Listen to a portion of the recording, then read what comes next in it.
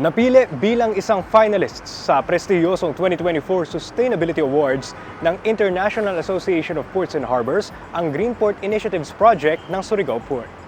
Isa ang Greenport Initiatives ng Surigao Port sa top 3 finalists sa Environmental Care category ng Patimpalak, kasama ang mga kilalang pantalan sa mundo gaya ng Port of Antwerp, Bruges at Littleton Port Company. Ito ang unang pagkakataon na ang isang pantalang nasa ilalim ng Philippine Ports Authority ay nakarating sa finals ng nasabing Patimpalak na madalas din tawagin bilang Ports Oscars. Ang Green Ports Initiatives Project ng Surigao Port ay naglalayong bawasan ang pagdepende ng pantalan sa fossil fuels gaya ng langis at natural gas sa pamamagitan ng paggamit ng solar power at shore-based power supply systems.